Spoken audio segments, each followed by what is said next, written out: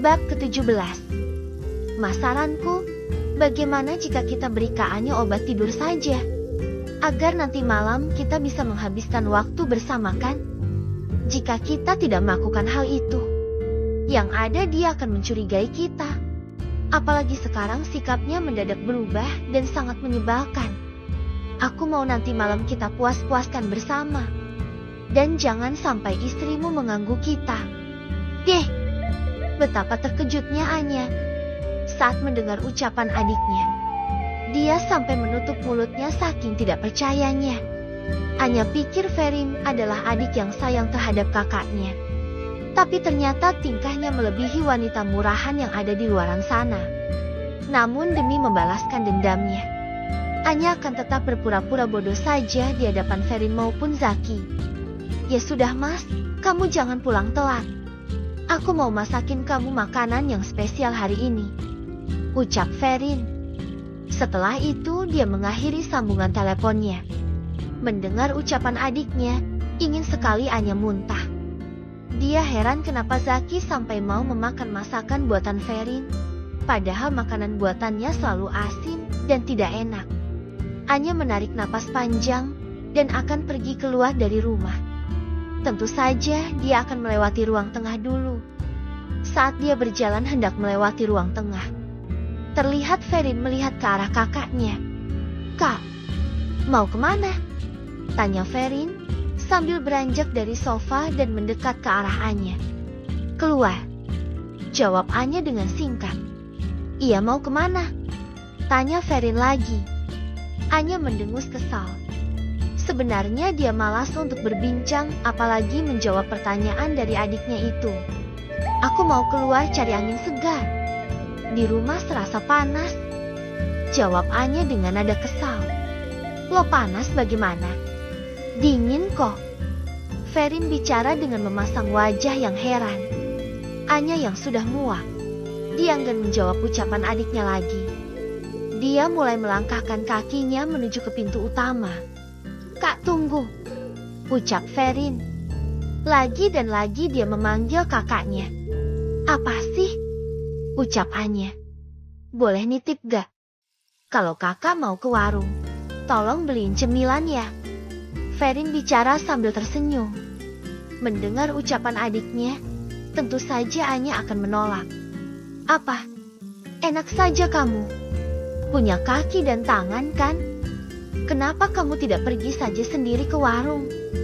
Jangan manja. Anya bicara dengan nada kesal. Setelah itu dia melengos pergi meninggalkan Ferin sendiri di ruang tengah. Setelah di luar, tujuan pertama Anya, dia akan pergi ke warung untuk membeli sayuran dan lauk lainnya, karena di kulkas bahan-bahan masakan sudah hampir habis. Dia berjalan kaki sambil menghirup udara di pagi ini. Meskipun matahari sudah menghangatkan tubuhnya, dia tetap bisa merasakan sejuk di pagi menjelang siang ini. Anya, terdengar ada seseorang yang memanggil dirinya dari belakang. Anya langsung membalikkan tubuhnya dan melihat ada seorang wanita yang berjalan tergesa-gesa mendekat ke arahnya. Mbak Sally, kenapa buru-buru? Tanya Anya. Sally adalah tetangga dekat Anya. Dia seorang istri dan ibu dari 2 anaknya. Pasti mau ke warung kan? Maksudnya mau bareng hehe. Jawab Sally sambil tersenyum. Mendengar ucapan tetangganya, Anya hanya tersenyum lalu mereka pun berjalan dengan beriringan. Bagaimana kabar anak-anak baik? Tanya Anya. Baik Anya. Mereka sudah sering menanyakanmu. Jawab Sally. Loh, kenapa mereka tidak berkunjung ke rumahku? Sudah lama aku tidak bertemu dengan anak-anakmu, Mbak. Ucap Anya heran.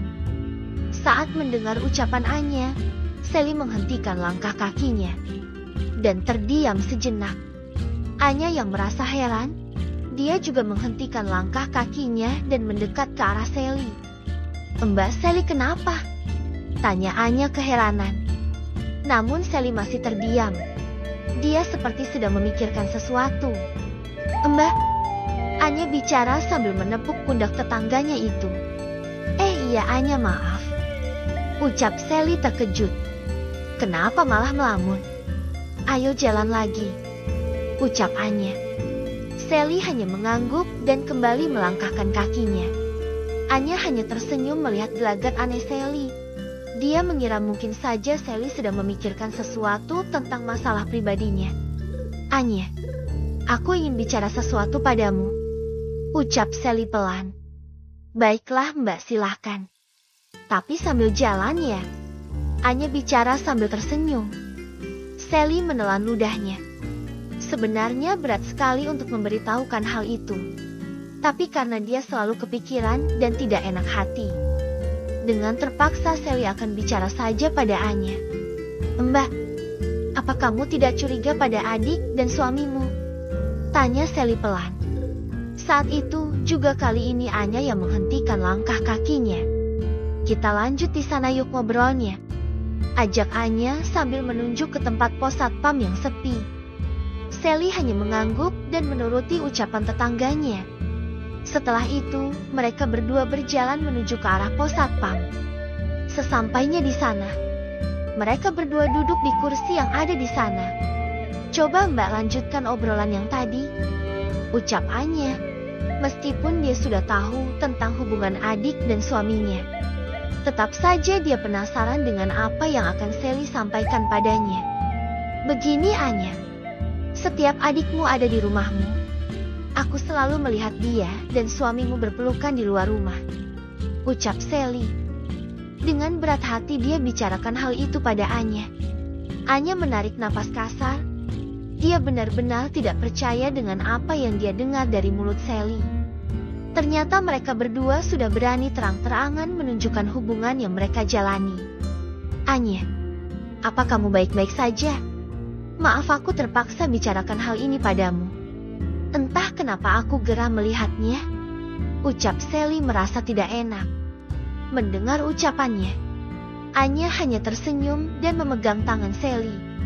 Aku tidak apa-apa Mbak, karena memang aku sudah tahu kelakuan mereka berdua, jawab Anya dengan tenang. Sally menutup mulutnya. Dia syok saat mendengar jika Anya sudah mengetahui hal itu. Apa? Ucap Sally. Iya Mbak, kamu tenang saja, aku sudah tahu semuanya.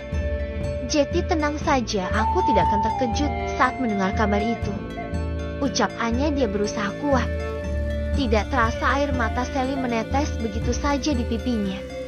Dia begitu iba dengan apa yang sedang menimpa tetangga baiknya itu. Sally heran kenapa Anya bisa kuat dan sabar menghadapi masalah yang sedang terjadi. Dan sekarang adiknya malah sedang di rumahnya. Anya, jika kamu sudah mengetahuinya, kenapa kamu tidak bertindak? Apa kamu sudah mempertanyakan hal itu pada adik dan suamimu? Maaf, aku sudah ikut campur dalam masalahmu. Aku hanya tidak rela jika ada orang yang berani menyakiti wanita sebaik dirimu, ucap Sally sambil menangis. Lalu Anya berusaha menenangkan Sally dan meyakinkannya jika dirinya memang baik-baik saja. Sudah Mbak, jangan menangis. Aku bisa mengatasi masalah ini, tenang saja. Aku juga baru mengetahui hubungan mereka Mbak. Bahkan aku belum tahu sejak kapan mereka menjalin hubungan di belakangku. Sepertinya memang sudah lama, ucap Anya sambil menundukkan kepalanya. Anya berusaha menahan tangisnya. Dia pikir tidak penting untuk menangisi para pengkhianat seperti mereka berdua. Kenapa kamu malah membiarkan mereka, Anya? Coba kamu tanyakan pada mereka. Kenapa bisa tega menyakiti wanita sebaik dirimu? Aku benar-benar sakit hati mendengarnya. Sally bicara sambil mengepalkan tangannya. Nanti jika sudah waktunya, pasti aku akan bertanya pada mereka Mbak. Dugaanku sementara mungkin aku belum bisa memberi suamiku keturunan, maka dari itu dia berani berselingkuh dengan adikku sendiri, ucap Anya. Anya berusaha menguatkan dirinya. Masalah ini akan dia hadapi dengan rapih dan cantik. Dia juga akan meminta Sally untuk bungkam tentang masalah yang sedang menimpa dirinya. Kenapa harus adikmu sendiri? Apa mereka berdua tidak punya otak? Kenapa mereka tidak merasakan apa yang kamu rasakan? Kejam, ucap Sally dengan penuh amarah. Sally sangat peduli pada Anya. Karena dia adalah tetangga yang sangat baik. Anya selalu memberi anak-anaknya uang jajan serta makanan yang ada di rumahnya. Maka dari itu Sally akan pasang badan untuk membela tetangga baiknya itu.